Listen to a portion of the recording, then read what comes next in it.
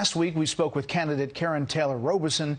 Tonight, we talked to GOP hopeful Kari Lake. Kari, thanks for being here. I'm so happy to be here. I am the front runner here in Arizona and have been since day one, and I'm endorsed by President Trump, and we're doing really well. Our main person that we're looking out for right now is the socialist on the Democrat side, Katie Hobbs. That's who we're focused on. Let me talk about what we just saw, which was this abortion decision and what it means in the states. Arizona has this trigger law that's similar to Mississippi in that it would criminalize abortions after 15 weeks. But you have a couple of different cities, Phoenix and Tucson, that they say they do not want to move forward with this. They said they're going to push back. And I'm wondering, if you're governor, what do you do about that?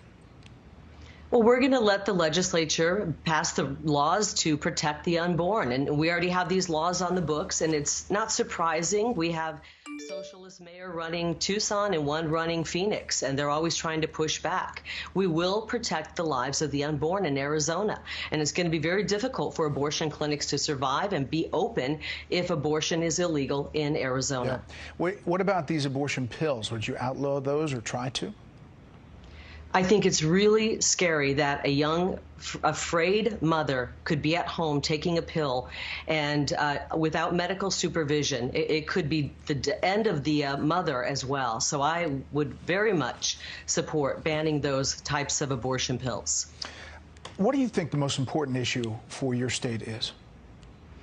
We've got a couple of important issues. We have a wide open border. We have fentanyl pouring in. We have the cartels with operational control. But that wouldn't be happening if we would have fair, honest elections. And we had a fraudulent election, a corrupt election, and we have an illegitimate president sitting in the White House. And because of that, our border is wide open. 5.5 tons of fentanyl was confiscated last year, enough to kill over 2 billion people. It's a weapon of mass destruction.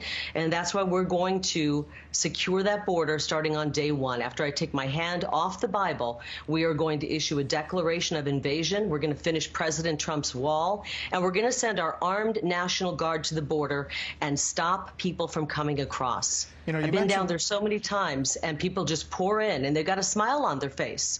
Because with Joe Biden, they feel they're going to stay here forever. And when I'm governor, they're going back. Just to circle back, you say that it's an illegitimate president. You say that the election was stolen. You speak a lot about this on the campaign trail, talking about the 2020 election. This is the Arizona House Speaker, Rusty Baiers, testifying in front of Congress last week. Anywhere, anyone, anytime has said that I said the election was rigged, that would not be true. There was no evidence being presented of any strength. Evidence can be hearsay evidence. It's still evidence, but it's still hearsay. But strong judicial quality evidence, anything that would say to me, you have a doubt, deny your oath. I will not do that. He's a Republican, he's a Trump supporter, and that's what he said. He's a rhino, and he hopefully will be defeated.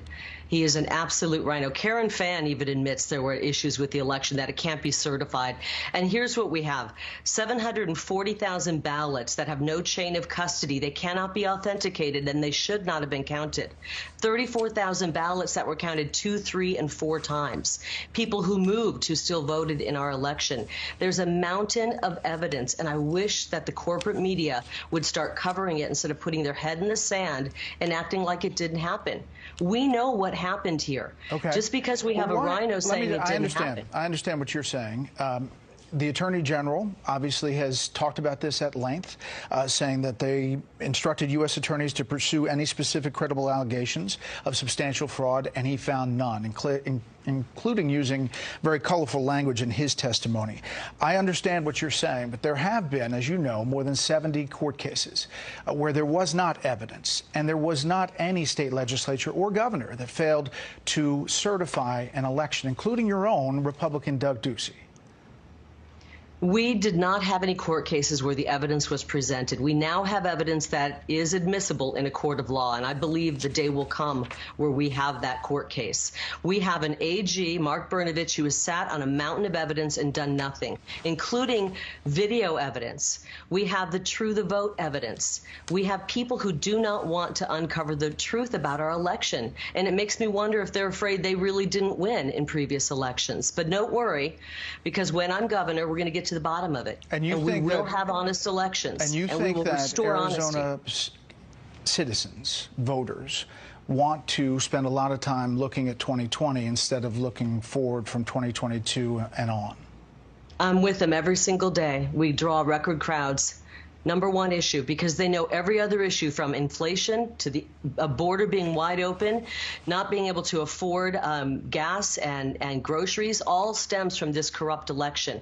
We want an election day, not an election month. We want paper ballots, and we want to get rid of these electronic voting machines, which is why I'm involved in a federal case right now to get them banned here in Arizona. All we want, Bret, is honest elections for our children and grandchildren.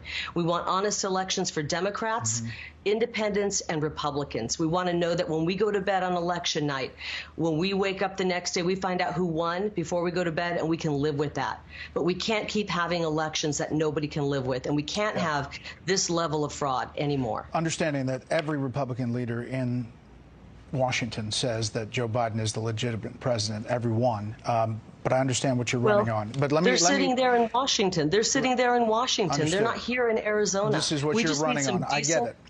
Journalists to come out here and dig through this. Let me just ask you one thing. Obviously, as a candidate, you come under scrutiny. The Washington Post has a story today. It says Arizona GOP candidate who criticized drag queens was once a fan, according to a drag queen. This is the quote. Arizona GOP gubernatorial candidate Kari, who has attacked drag queens as dangerous to children, attended the shows of drag queen Richard Stevens for more than 20 years and once hired him to perform at her home. Do you care to address that? I do care. I actually do care to address that, and I'm really shocked.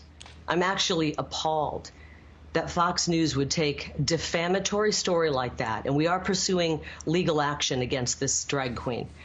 I'm appalled that you would bring that up when you have not talked about our stolen election. You've failed to talk about that. We just spent 3 questions, Ms. Lake, talking about this.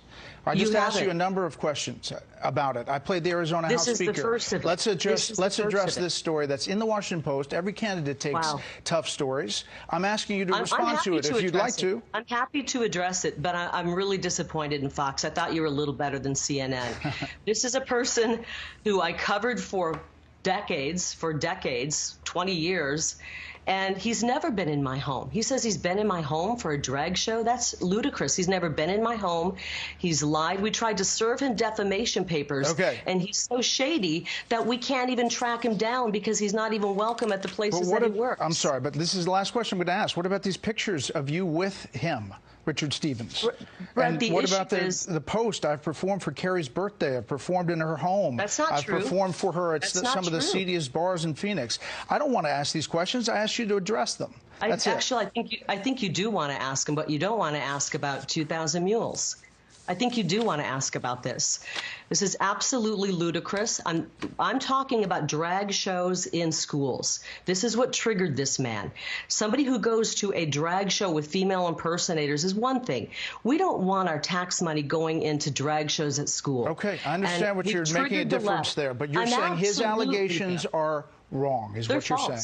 Yes, I am. And I'm really appalled that you would spend time on a false story like that. It's shocking. Well, I think it's important to have candidates address things that are coming up that might affect a race. Truly. And I thought you would appreciate that. But you didn't ask my opponent, the establishment opponent who was here last week. You didn't ask her about her votes to allow illegal alien students to get a lower tuition than American students. You didn't ask her about the 70+ times that she raised tuition on American students. You didn't ask her any tough questions. That's not here true. You have me on, and you try to bring a defamatory story out. It's really sad. I thought there was hope. I really appreciate your time.